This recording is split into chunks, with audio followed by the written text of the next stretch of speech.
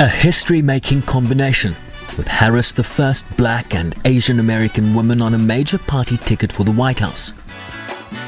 We're at one of those inflection points. You've heard me say that before in our history. A life-changing election for this nation. And the choice we make this November is going to decide the future of America for a very, very long time. And I had a great choice, great opportunities.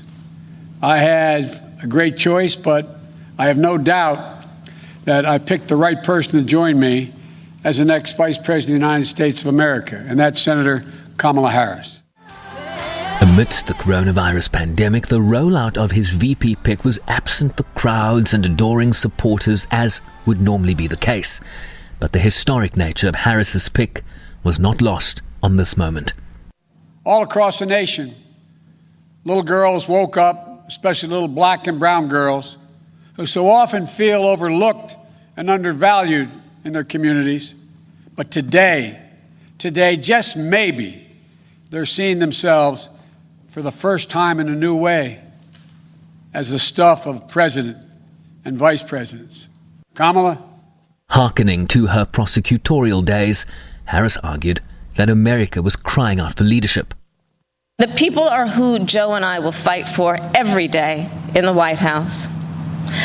And let me tell you, as somebody who has presented my fair share of arguments in court, the case against Donald Trump and Mike Pence is open and shut. And you are the reason I know we are going to bring our country closer to realizing its great promise. But to do it, we'll need to work, organize, and vote like never before, because we need more than a victory on November 3rd. We need a mandate that proves that the past few years do not represent who we are or who we aspire to be. President Trump continued to defend his administration's handling of the pandemic with a constant refrain that they've done a great job, while expressing surprise that Biden selected a former competitor as his running mate, someone who fiercely criticized him during the Democratic primaries. I was surprised that he picked her, very surprised because of the horrible way she talked about him, and frankly because she dropped like a rock. And now all of a sudden she's running to be vice president, saying how wonderful he is. I thought it was a very unusual pick because she said such bad things, and you know better than anybody what, you won't write it because, you don't want to do that, but you know better than anybody. She said horrible things about him, horrible things. And she mocked him, openly mocked him. That's why I thought that was a very risky pick, because I'm sure that'll be played back. Not necessarily by me, but others. It'll be played back. Thank you very much. With the Democratic convention starting next week ahead of the Republicans a week later, expect the political rhetoric and attacks to continue sharpening ahead of Election Day on November 3rd. Sherwin Bryce-Pease, SABC News, New York.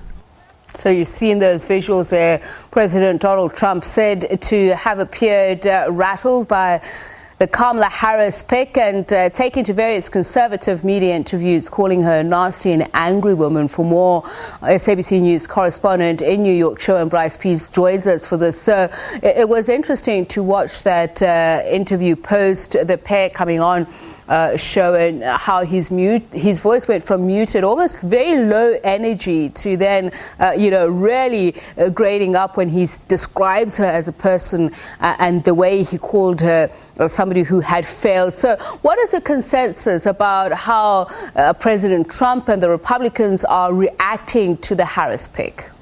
I mean, your characterization is absolutely correct, Sepi. So he was rather muted. He went straight to Republican talking points about how she's going to defund the police or raise your taxes, but not a very clear-eyed response to this vice presidential pick by Joe Biden, in part probably due to the historic nature of this, the first black woman, the first Asian woman, American woman to be on on a major party ticket for the White House, describing her as a radical leftist, nasty and angry are some of the adjectives that have been used. Eric Trump, one of the president's sons, liking a tweet to Piso, which was later deleted, referring to Harris as horrendous, but horrendous spelled WHOREDOUS.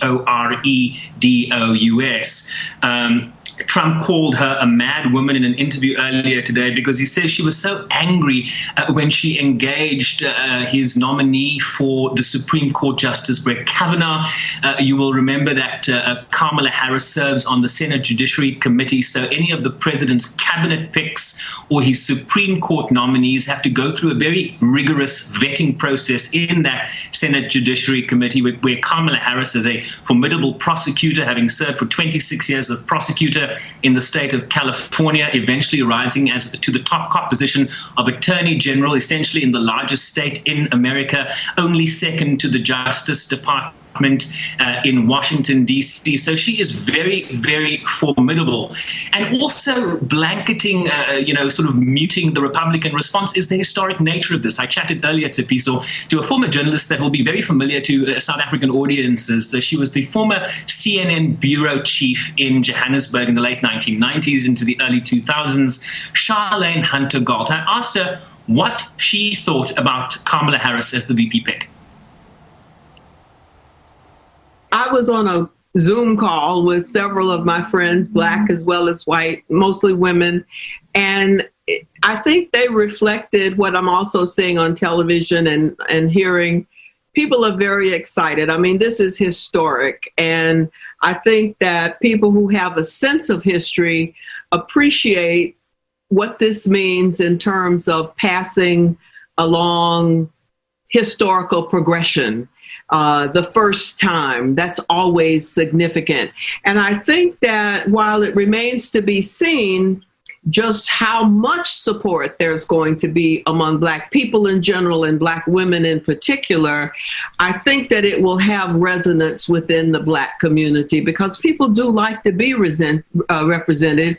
And I think they relate to this in the same way that they related to Shirley Chisholm, whom I knew many years ago, covered in New York when she was running for president, all the way back to Harriet Tubman and all the African American, now we say Black with a capital B, women who have blazed trails. So I think it's a historic moment. Sheila Jackson Lee, a congresswoman from Texas, a Black African-American congresswoman, tweeted this to Piso: "I have tears in my eyes, but joy in my soul. I'm so overwhelmed as I know that women around the nation, women of color, and yes, Black women, can see their equal status in this nation finally. Thank you, Vice President Biden." And you can also, if I could just plug, the full interview with Charlene Hunter-Galt will be on the Globe tonight at 11 p.m. And just about that interview, Sherwin, so it's very interesting how Charlene points out the whole issue of representativity and how she will be judged. You mentioned at some point how the decisions that she made, which was Attorney General, how they came in for fierce criticism. And it's against the backdrop of President Trump calling her a leftist, which I'm sure some of her detractors would fiercely argue. So when she says, Sherwin, Kamala Harris, during that appearance with Joe Biden yesterday, that she's in for the fight, political fight of her life, do you think all of those dynamics, those ingredients, will bring her exactly that? Very much so. In a large sense, she has blunted the ability. President Trump, Tsepiso, as you well know, likes to frame himself as the law and order president. Here you literally have a law and order president. So given this moment in America where the expectation was that Joe Biden would have perhaps balanced this ticket, given that he is a centrist Democrat in this race, with a more progressive Bernie Sanders type Stacey Abrams, the gubernatorial candidate that came up short in 2018 in Georgia, or an Elizabeth Warren type who was on the short list as his VP. But he's actually chosen someone who on paper is very much a centrist like himself, a law and order centrist, a top cop in the state of California who has a 26-year record as being a fierce prosecutor in in the largest state in the United States.